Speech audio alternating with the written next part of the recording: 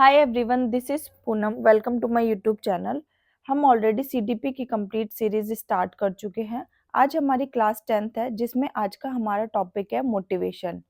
Motivation क्या होता है उसको आज हम डिस्कस करेंगे। आपके एग्जाम के लिए काफ़ी मोस्ट इम्पॉर्टेंट टॉपिक है। इससे आपके एग्जाम में क्वेश्चन आता है। ये क्लासेस उन बच्चों के लिए हेल्पफुल है जो स्टेट लेवल पर टेट एग्जाम की तैयारी करें, चाहे आप एसटेट की प्रिपरेशन कर रहे हो, C TET, MP TET, UP TET, REET, RPSC, आप कोई भी टेट की एग्जाम की तैयारी करो, ये टॉपिक आपको देखने को मिलता है। जो बच्चे मेरे बीएड फर्स्ट ईयर के स्टूडेंट हैं, आपके एग्जाम में भी इस टॉपिक से क्वेश्चन आते हैं, तो आपके लिए भी ये क्लास काफ़ी इंपॉर्टेंट होने वाली है। ओके, सेशन को स्टार्ट करने से पहले जो बच्चे मेरे चैनल पर नए आए तो जल्दी से चैनल को सब्सक्राइब कर ले, ताकि आपको क्लासेस का नोटिफिकेशन टाइम पर मिल जाए। सेशन पसंद आता है, सेशन को जरूर लाइक करें और अपने फ्रेंड्स के साथ जरूर शेयर करें। टेलीग्राम चैनल जरूर ज्वाइन कर लेना, पूनम शर्मा ऑफिशियल। वहीं पर मैं आपको इंपॉर्टेंट अपडेट क्लासेस का नोटिफिकेशन प्रोवाइड कराती हूँ। जिन बच्चों ने सीडीपी की प्रीवियस क्लासेस नहीं देखी हैं, जिनकी मिस हो गई है, उनके लिए मैंने सीडीपी कंप्लीट सीरीज के नाम से प्लेलिस्ट बना रखे। वहां पर आपको सीक्वेंस वाइज सारी क्लासेस मिल जाएंगी। उसका लिंक मैं आपको डिस्क्रिप्शन बॉक्स में और टेलीग्राम चैनल पे भी शेयर कर दूंगी। ओके, आज का हम सेशन स्टार्ट करते हैं। मोटिवेशन, अभिप्रेरणा क्या होती है? ठीक है, अभिप्रेरणा का मतलब क्या है?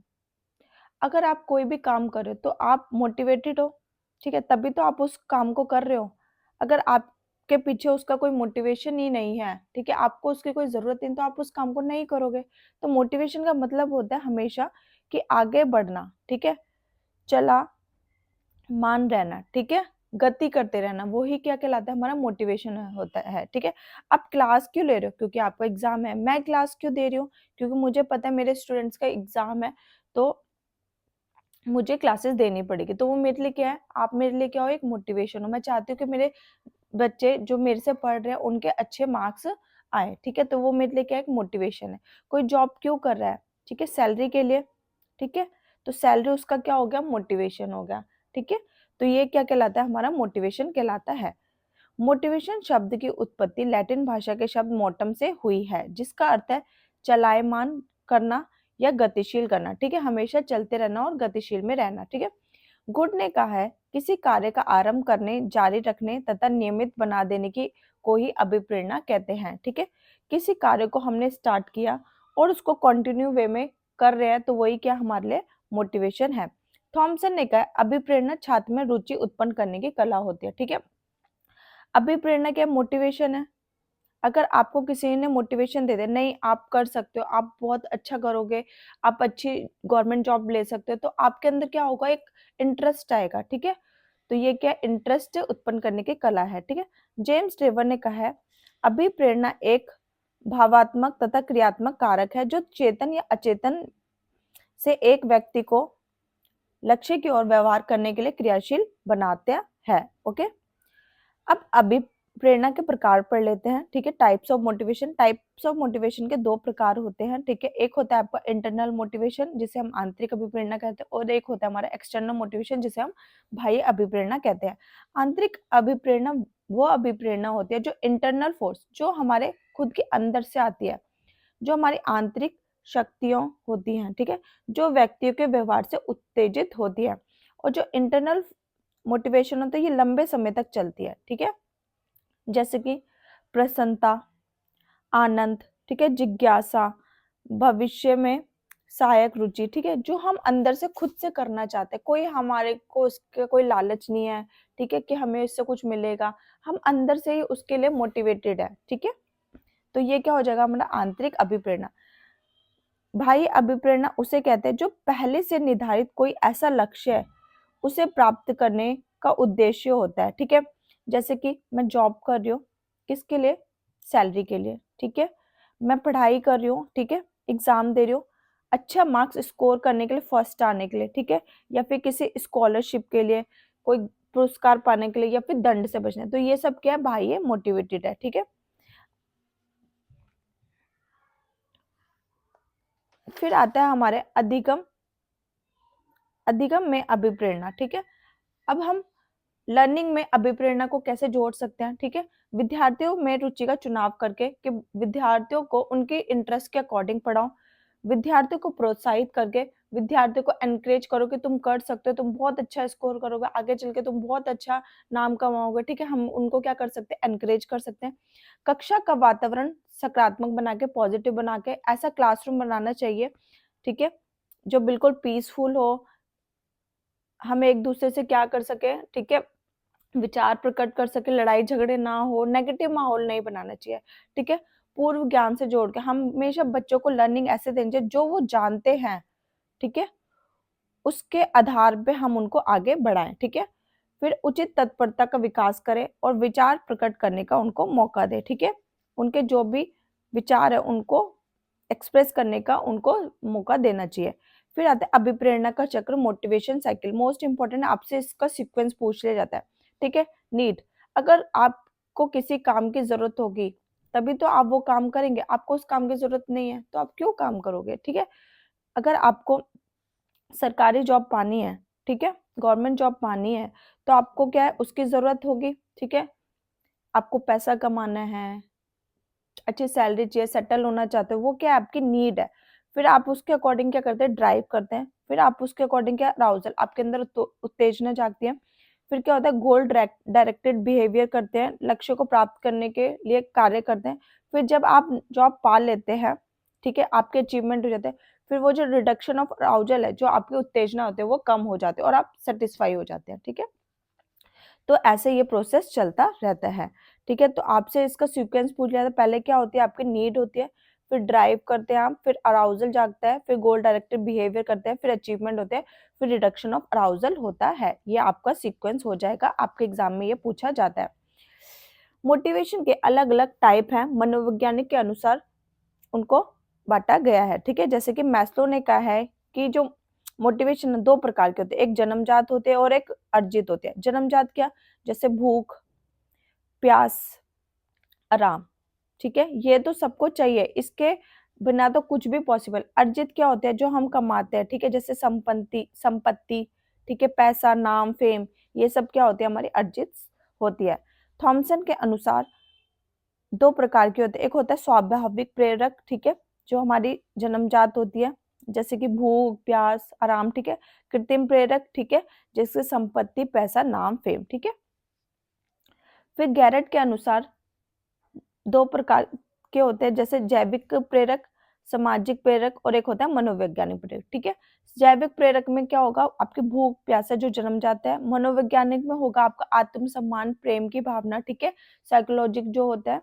सामाजिक प्रेरक आपका संपत्ति, पैसा, नाम, फेम, ये होता है। अभिप्रेरणा का भारी आरोपण, ठीक है, एक्सटर्नल एट्रीब्यूशन ऑफ मोटिवेशन। जब कोई व्यक्ति असफलता के लिए दूसरों को जिम्मेदार ठहराए, ठीक है, बुरी किस्मत है, शिक्षक मेरे साथ बायस था, सिलेबस से बाहर आया था, ठीक है, तो उसे क्या कहेंगे हम, अभिप्रेरणा का भारी आरोपण। जब अपने फेलियर का ब्लेम दूसरों पे करना, ठीक है। अभिप्रेरणा का आंतरिक आरोपण, इंटरनल एट्रीब्यूशन ऑफ मोटिवेशन, ठीक है, जब कोई व्यक्ति अपनी असफलता के लिए स्वयं को जिम्मेदार ठहराए, ठीक है, योग्यता की कमी, कोशिश की कमी, ठीक है, कम समय मिल पाना, ठीक है, ठीक है, हार्ड वर्क नहीं किया, ठीक है, तो ये सब किस में आ जाएगा, हमारा अभिप्रेरणा का आंतरिक आरोपण में आ जाएगा, जब हम खुद को ही उस चीज के लिए जिम्मेदार ठहराएं, ठीक है। जब हम दूसरों को जिम्मेदार ठहराएंगे तो वो अभिप्रेरणा का भारी आरोपण हो जाएगा। आई होप अच्छे से क्लियर हो गया होगा। फिर आता है मैस्लो का सिद्धांत, मोस्ट इंपॉर्टेंट सिद्धांत है, ये आपके एग्जाम में हर बार पूछा जाता है, ठीक है। तो मैस्लो के सिद्धांत को पदानुक्रमिक मांग का सिद्धांत, हायरार्किकल थ्योरी ऑफ मोटिवेशन भी कहते हैं। मानवतावादी सिद्धांत, ह्यूमनिस्टिक थ्योरी, मांग एवं आपूर्ति का सिद्धांत, theory of demand and supply, और आत्म सिद्धिकरण, स्व यथार्थीकरण का सिद्धांत, थ्योरी ऑफ सेल्फ एक्चुअलाइजेशन।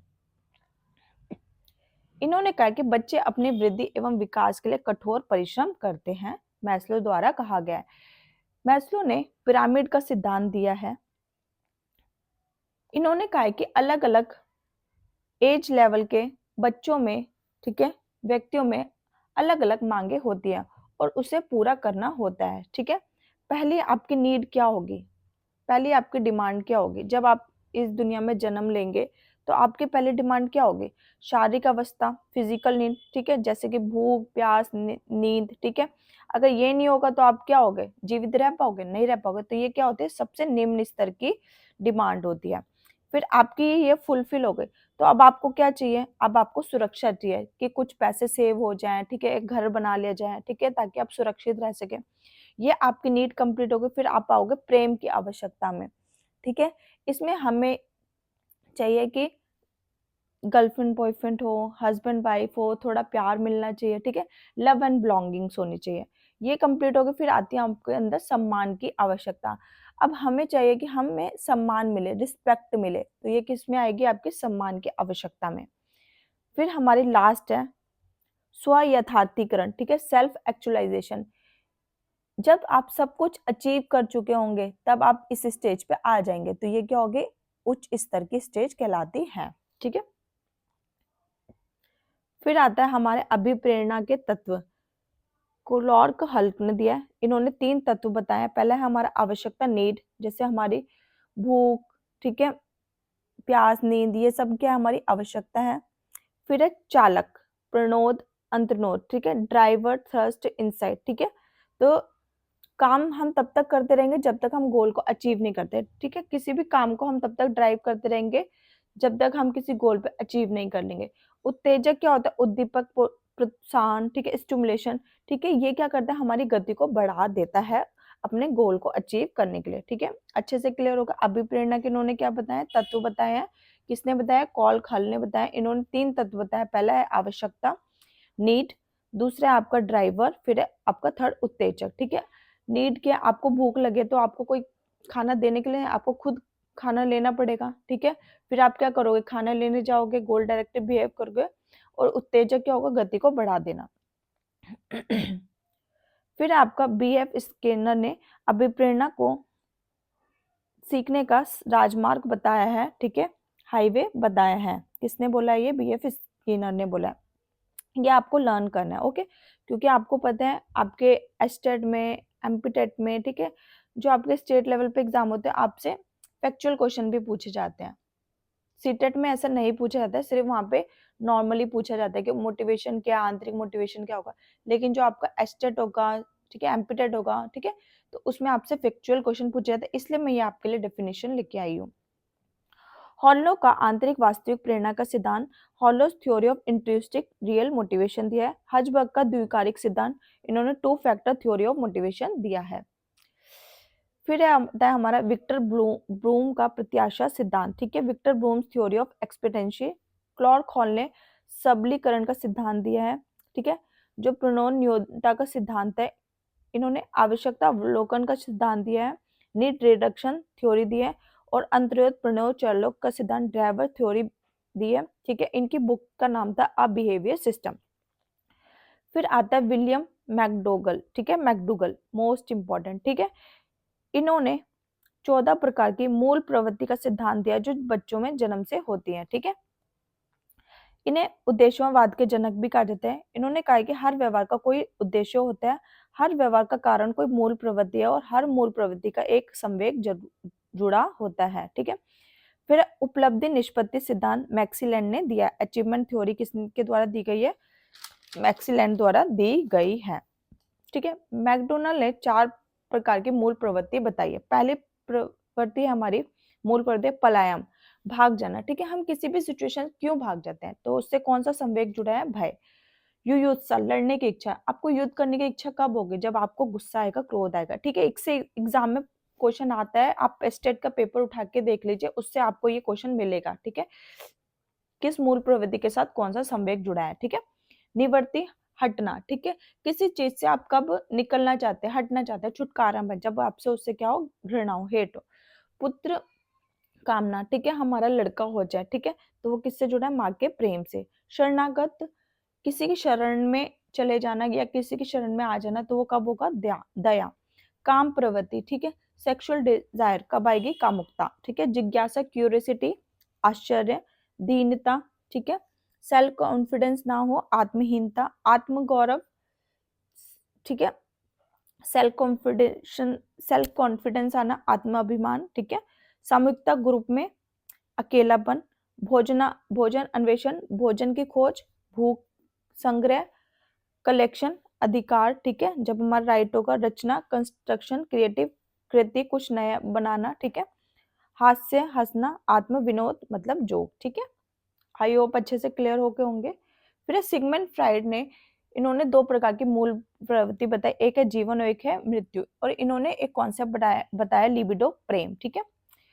अब हम बात करते हैं सकारात्मक स्थानांतरण, ठीक है। सकारात्मक स्थानांतरण, पॉजिटिव ट्रांसफर क्या होता है? जब हमारा पूर्व अधिगम नए अधिगम में हेल्प करता है तो उसी को हम सकारात्मक स्थानांतरण कहते हैं, पॉजिटिव ट्रांसफर कहते हैं। अब है द्विपार्श्विक अधिगम स्थानांतरण, ठीक है, by lateral transfer of learning, ठीक है।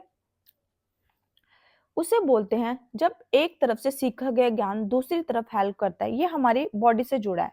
जैसे कि आप पहले राइट हैंड से लिख पा रहे थे, अब आपने प्रैक्टिस की तो आप लेफ्ट हैंड से भी लिख पा रहे हो, तो ये क्या आपका कहलाएगा? द्विपार्श्विक अधिगम स्थानांतरण कहलाएगा, ठीक है। आपने एक हाथ से बॉल फेंकी और आपने दूसरे हाथ से भी बॉल फेंकना सीख लिया, तो ये आपका क्या कहलाएगा? द्विवार्षिक अधिगम स्थानांतरण कहलाएगा, ठीक है। जब कोई काम एक हाथ से दूसरी तरफ की ओर जाता है, ठीक है, शरीर से जुड़ा हुआ है, उसी को हम क्या कहेंगे? द्विवार्षिक अधिगम स्थानांतरण कहते हैं। अब आता है हमारा क्षैतिज या समान स्तर अधिगम, सेम लेवल, ठीक है।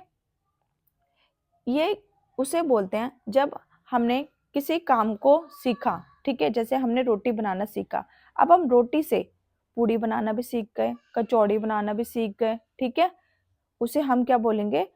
समान स्तर अधिगम, ठीक है। जैसे कि CDP pedagogy and math, CDP pedagogy and math pedagogy, ये क्या करेगी? एक दूसरे को हेल्प करेगी या नहीं करेगी? हेल्प करेगी ना। तो फिर क्या, अब थर्ड आता है हमारा ऊर्ध्वाधर अधिगम स्थानांतरण, जब निम्न स्तर का ज्ञान उच्च स्तर में मदद करे, ठीक है। आपने स्कूटी चलाना सीख लिया, सबसे पहले आपने क्या चलाना सीखा? साइकिल चलाना सीखा, फिर आपने स्कूटी चलाना सीख लिया, फिर आपने बाइक चलाना सीख लिया, फिर आपने कार चलाना सीख लिया। तो जब निम्न स्तर का ज्ञान उच्च स्तर में मदद करता है तो वो हमारा ऊर्ध्वाधर अधिगम स्थानांतरण कहलाता है। ओके, हमारा मोटिवेशन का चैप्टर कंप्लीट हो चुका है। आई होप अच्छे से क्लियर हो गया होगा। अगर कोई भी इवन डाउट हो तो आप मुझसे कमेंट करके पूछ सकते हैं।